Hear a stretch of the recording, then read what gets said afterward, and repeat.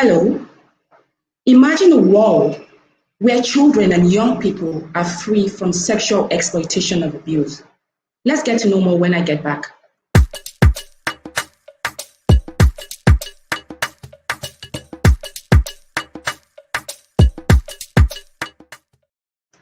Hi, and you're welcome again to another episode of You Are Not Alone, an advocacy, sensitization, and education project of Action Against Child Sexual Abuse initiative. Here we are focused on discussing issues that affect women and children, with a clear focus on, seeing how we can mitigate some of this violence that, are exploited on women and children. So on today's episode, we'll be talking about the Brave Movement SAGE. And this is a survival-centered movement where survivors of childhood sexual violence have come together to begin to advocate for better actions or actions to end child sexual abuse or childhood sexual abuse.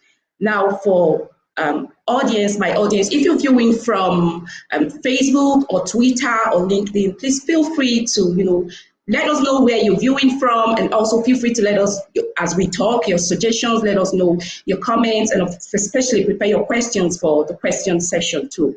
And then on today's episode, we have an amazing guest. I was blown aback when I watched her TEDx.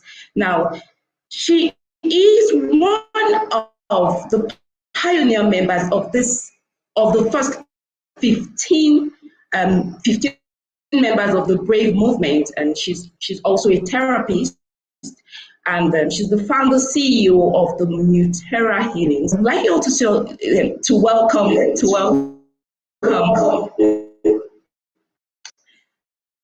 Tabitha Mpamira. Hello. Hello, thank you so much for having me.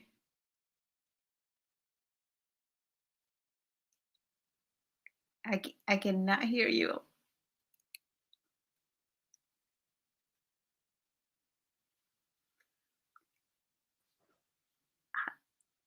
Julia, can you hear me? Yes, I can hear you, but can you hear me now? Now you're back, yes.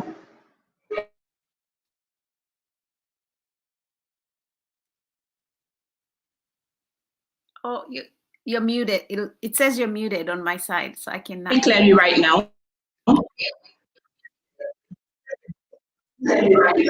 Okay, I'm going to unmute myself right away. But can you hear me right now?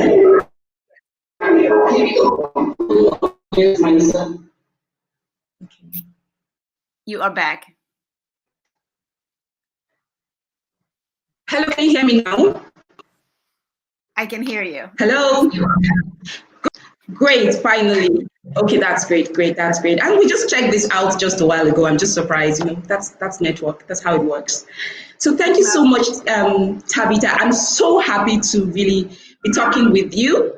And I just wanted to take you back to, I went to watch I watched your TEDx and I was blown away.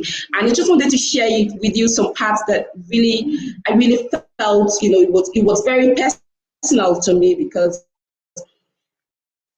when you talked about, we're passing that back of silence, and then you talked about, how, you didn't even know you were doing it was an unconscious mom, an unconscious situation.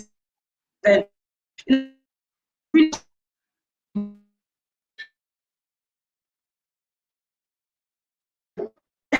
I could really feel what it felt like. Are you back? Can you hear me? Yes. So no, the network is just kind of crazy, but we just have to keep going because we're live. We're live. So I just wanted to share with you that part where you talked about, where you said that, and then everybody that knows you, especially people from your place, to be like, oh, she's finally put her stuff out there, and everybody is going to say know about her stuff. And that is it. That is the key. That is the situation. That is actually the whole essence of why this that button of silence. Everybody, you have to be quiet about this issue. So that did it for me. And then when you said, what, my daughter is going to be proud of me, boom, that was it for me. I felt like, wow, because I have a daughter, and you know, I had my own childhood sexual experience, childhood sexual abuse experience, and I realized I've never discussed it with my own daughter. I am passing that baton right there over to her, unconsciously, unknowingly. And I just wanted to say a big thank you for putting those beautiful, you know, that beautiful TEDx, that beautiful mess together. I can assure you that you have touched and you have changed lives. Thank you so much, Tabitha. Thank you. And thank you for what you do here. This is exactly the point, right? Where we want to end and make this conversation normalized and create a platform that you have created for many, not only to hear it, but also to start having that conversations themselves. So thank you for what you do and bringing awareness to this issue that especially, I mean, it's global, but you know, in our African cultures, that's a family issue. Why are you putting yourself out there? All the messages we hear about this. So thank you for, and I love your title, by the way. You are not alone, because we know statistics. Yeah. So we are definitely not the only ones. But hopefully we are the last Exactly. ones. So thank you for what you do. Definitely, and that's why we're going to be, the Brave movement is going to be, you know, really big. It's going to be bigger than we can imagine. So Tabitha, I was just going to dive into today's questions. So I was just thinking, you know, first thing that came to me when I saw this initiative, I remember I just saw it on LinkedIn, and I was like, wow, what's this survivor centered movement? And I was like, okay. So I was going to just say, like, you know, by the way, I would like to share your TEDx. So forgive me, I would like to put it on the comment section for people that have not watched this experience for me, and I would just love to share it. Forgive me. So, okay, so if you've not seen her TEDx, please feel free to go to the section, yeah, and you know, you'll see. So, the Brave Movement Sage. So, Tabitha, can you tell us what this movement is really about? Yes. And you're frozen on my end, but I don't know if people can still hear me to keep going. Okay, maybe you're back. So the Brave movement was exactly that. It was an idea that started as Dr. Daniela Ligiero, who's the CEO of Together for Girls, came up with this idea from doing a lot of work of Together for Girls does a lot of research and looking at the frequency and all over the world, right, of how many children are being harmed by this. And she realized that most of us, through talking to a lot of survivors, she's a survivor herself, part of the SAGE, I am a survivor myself, and through talking to many people, we're all trying to do our part, but we are so isolated, right? Anybody doing this work, you're doing it in your little corner over here, somebody's doing it in Latin America. And she said, imagine the kind of power that would come from mobilizing a movement centered around survivors, their story, their ideas that would transform how we do this work. So she brought us together. She started this, and it's been in the works for about 2 years or so, or 3. But this year, that's when we launched. And we want to invite everybody and mobilize a powerful global movement of survivors, because nothing can be done without survivors' voices. Our experiences matter, and we are the ones we've been waiting for. That's kind of the word that we keep telling ourselves. It will take us to change it for the next generation. And so the movement was born out of that need for all survivors to feel heard, to know they're not alone in this work, to know that you have a global platform on not only creating resources, because the work we do is not as funded as a lot of different ways, right? Climate change, AIDS, all the big movements that have been happening, they have a day, for example, they have a way to get funding. You, a 5-year-old to a 90-year-old can talk to you about climate change. They can say, I don't use plastic straws. But how often have you ever gone into a conversation about child sexual violence? Nobody wants to touch it. That's like taboo. So the Brave movement wanted to end that stigma, end that silence, and support survivors so we can reach the whole world and eradicate it once and for all. Wow. Like, I can tell you, like, the moment I saw, it was like a wow moment for me, because I totally agree with you. Like, you hardly, climate change, every other person, I can tell you the work I do, like most of the work we do, we've been able to do, and you can see that most people that are doing this work are either survivors or people that are kind of connected personally to these issues. And you just, see people doing these jobs, and, so it's really be nice for the world to get to know more, to end the stigma, and for survivors to be able to come up and say, hey, I'm a survivor, without being stigmatized, without even they even need to conquer the fear themselves, like being able to speak up for children to see and say that, yes, I can also speak up. Yeah. So, Yes. Tabitha, I was also going to ask that, what is the first cohort movement doing presently? Like, what are you working on presently to end child sexual violence? And then how do you plan to integrate the voices of other childhood sexual violence survivors? Yes, that's a great question. So this first cohort, first of all, they're all survivors and all activists. So they had been doing their work in their own parts of the world, and we were intentional on including people from almost every part of the world. So we have people from a survivor from Nepal, survivor from Uganda and Kenya, and uh, of course not everywhere, but we tried at least for each continent to be represented. And our Represented. we are tired of just continuing to tell our story, right? We want to also include action, political action. We are bold, we are brave, and we want to make um, calls of action from the people who are our leaders. So some of those things, the initiatives that we wanted to start with this year.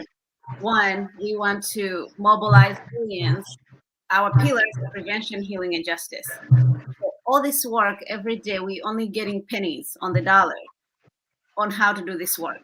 The kids who are already assaulted, where do they go for mental health? What do they have available for justice? How are we holding our leaders accountable to make this happen? And more importantly, prevention, so no other kids get this. So that's one of the campaign goals. The other one, depending on the part of the world you live in, there's that statute of limitation. So we know children rarely report these cases, and even when you think you'll be believed, most people don't know where to begin until later on. But most countries have statutes of limitations. So by the time you're able to go report it, they say, oops, sorry, it's too late now. So then your perpetrator goes free because you are not able to report. So we want to call on these governments to end this. Another piece on online kind of harassment and child protections. We want to also end the end-to-end encryption. How do we protect children online, which has become the norm now, especially with the pandemic? More children are online and more perpetrators are also finding them there. So currently we're working on the G7. We have sent our call to action, the G7 countries. We are April 27th. This is a shout out to our commercial break. We want to have Wow. a Survivor Summit that is Ooh. centered. And this is not just for survivors, by the way, this is for allies as well. We just put Okay. survivor voices in the center because of their personal experience. But this is a call to allies as well to come alongside us and say, we believe you, we are here to support you, and how can we make a difference and change this once and for all? So on the 27th, we are going to have a first summit. Everybody, please log in. We'll follow us on Twitter so you can follow and see our information on that. And so this invitation on your second part of the question, how do we integrate other childhood survivor voices across the globe? We are calling on every country when you're able to, and we can support you in this. What do you want to hold your government accountable for when it comes to child sexual violence? So we can make national calls of action. For example, in Rwanda, we're calling on people to increase funding because Rwanda does an amazing job with the justice and with the healing. But maybe we put in more money in that way. Some people are calling over in Kenya. Others are making, so everybody, wherever they are, we can make a national call and make it into a global challenge call to action from the UN to the White House to every government, how can we make this a priority to protect children? And I hope I live a day to see that, looking back, and we can just all say, can you believe we had to convince people to protect kids from sexual violence? Can you believe that was a job? So for me, that's my dream. I want to look back and say, wow, I don't have a job anymore because we did the work. And that's what we hope the Brave movement can do. Wow, like,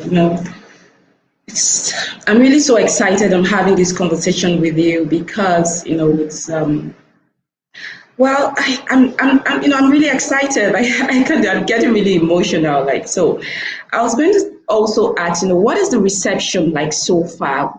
How are people taking this? And then what's the projection in the next 3 to 5 years, seeing what you're already doing and how people are accepting it? Oh, so far, I think it's been amazing because almost every survivor, every ally who has been waiting for this day can now see themselves in the Brave movement. We hope they can. But from what we've been hearing from people, say, well, finally, I have a place I can go to. I have a tribe of people who understand or see me, or people who are doing the work that I find important.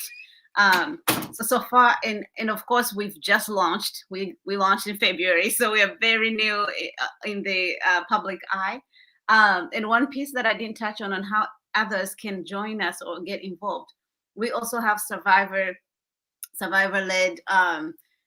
mobilization that we want each country in each area, region, continent to have a group of survivors who get together and their allies and can move things in that region that can start almost like a sister or sibling movement, so to speak. So we are going to start, we are starting an African, we're thinking African Union kind of task force that other survivors can join, and we can really move the Brave movement into that continent and hold our people accountable, and also be a support system for other survivors. So that is another way that hopefully as we grow and do this work, we can have more people join us in all parts of the world. That's amazing. So the reception has been really wonderful because I, for one, the moment I saw it, I just started looking, for information. How do I get to know more about this? So I can imagine how many more people like me are trying to get to know more. And that's why I said, no, I'm going to have this discussion with you, so that, because I've been getting a lot of questions. If someone coming and contacted me from Australia, because I have just commented on the Together for Health. I commented on when they put out the information, and someone like, oh God, how do we do this? And I said, okay, we have to do this. Let's get to know more. And she was really excited, and she said, we just need to do this. So I can imagine how many more voices really want to be part of this. I can only imagine. So let's talk about the call to action. Yeah, let's talk about the call to action. What are the specifics, considering that most country in the global south, I'm a Nigerian, I live and work for Nigeria. So what are the specifics? Because the bulk of our work is fully, like my country is, we're basically talking on how to adopt, laws that protect children. We're still there. We still have issues in child marriage. We still have issues like I can't even explain, like it's on the ground, like we're nowhere with protecting children. So what is the specifics on this call to action, considering Africa, Nigeria? Yes. Oh, that's a great question. Definitely. And unfortunately, right, it's not unique to Nigeria. It's not unique to Senegal or to Congo, right? Like children all over our continent are suffering in ways that can be preventable. And so a way to do this, one is that when we do that call to action, if somebody in Nigeria wants to lead this up, please contact me after this and we can work out a way to make this call to action happen. And what we want to do is gather all the needs, because they're going to be a little bit different, but we know what we want is protection of children from this, right? So some countries might be, maybe some girls, child marriage might be more prevalent in one area and not all in another. Maybe it is FGM, it still happens today. I don't know what age, so whatever it is that is more prevalent in your country, and you want to do that as the call to action. We want to gather those and put them together into the global challenge so that we can send them in that one space that all leaders gather and hold them accountable. This is what the people from your country are asking for. If that is at the UN level, when they all come together in September, if that is online, we have a whole comms team that is ready in order. And so the other piece of this is, as a Brave movement, we want to gather or bring funding in one place that makes this work easier for those who are already doing the work. As we know, there are many grassroots organizations that are fighting every day with no money, right? As I started out with a tiny grassroots organization because I found a little girl, 5-year-old, assaulted by grandfather who's HIV positive, and they had no money to go to it. And so with my own little funding, I couldn't look away, because as a survivor, you can't look away. And there are many and many of those same organizations who might not have the platform to go get funding from the bigger organizations. What the movement wants to do is, because of the platform they have, now we can say, we have this fund, Juliet in Nigeria, somebody in Ghana, somebody in Uganda can now reach out to the movement and say, this is what we're seeing, this is what we want to do, help us or support us.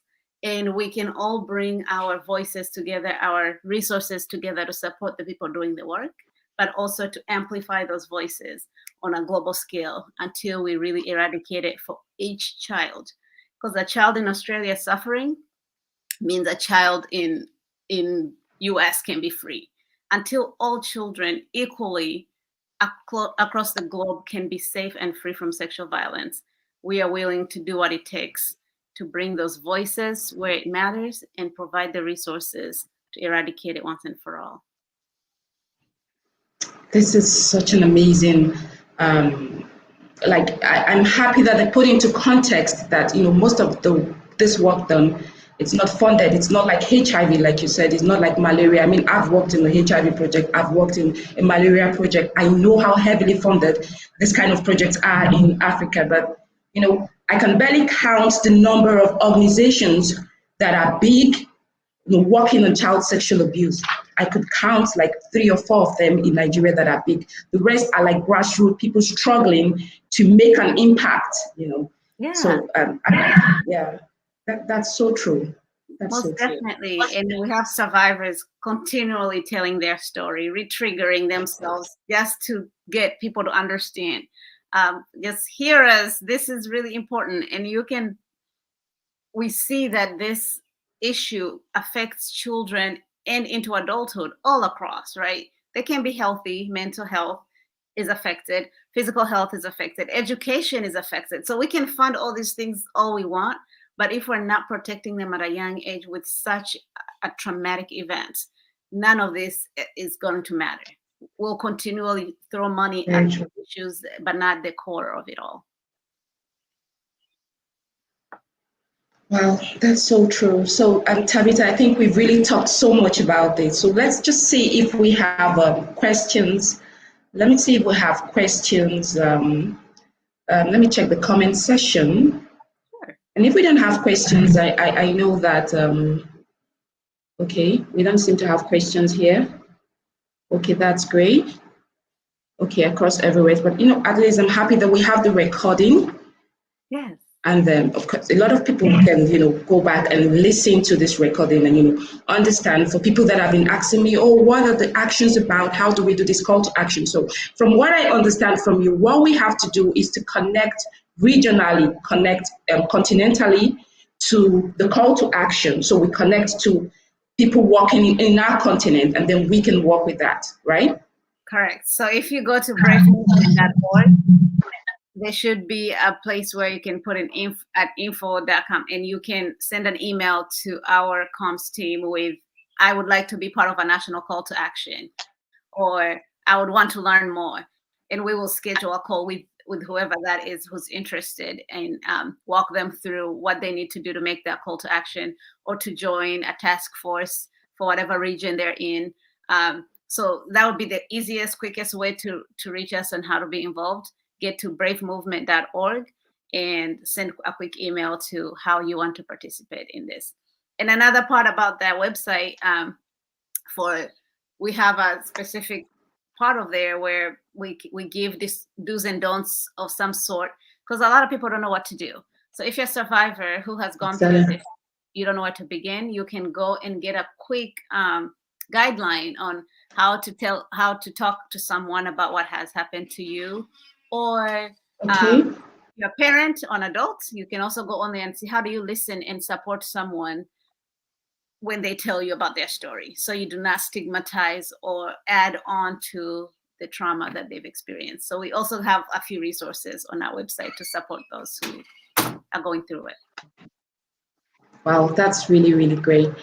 So finally, Tabitha, I was going to say, if you have if you have any other words for, do you have any last words for our audience or the people watching the recorded version of this broadcast? Yeah, I think I would want to say, survivor, I am so sorry that you went through this, but you're not alone. I love that the words are right across the screen. We are here to walk alongside you, to support you. We believe you, we hear you, and we are bold, we are brave. We're not going anywhere because we are here to end this. We are who we have been waiting for, to end this once and for all. And if you're an ally, please, please, please, please show up for those who are going through it. Don't look the other way. It might be uncomfortable for you, but imagine what it feels like to go through this alone. So please show up for those you love, but more importantly, for the next generation, never to have to experience what survivors have gone through. So thank you all for even tuning into this. Such a discussion already shows that you are invested, and we appreciate that you are showing up for us. But if you're a survivor, also showing up for yourself, because being here, the fact that you're here, you're brave. And I am so honored and proud to have been part of this and to be part of everybody's journey as we end child sexual violence. Yes. Thank you, Juliet, for doing this. Wow, thank you so much, Tabitha. This was such an amazing session. And, I'm so happy, I'm elated. And, so we'll keep talking along the line. So thank you so much. And, that will be all for today. And, I hope we talk more. There's so much to talk about. So I hope we talk more. And thank you so much for this request, for showing up here. We're really happy about that. Thank you, and do have a lovely day, Tabitha. You too. Thank you so much. I will Bye. See you. Bye. Yeah, bye. Yeah, bye.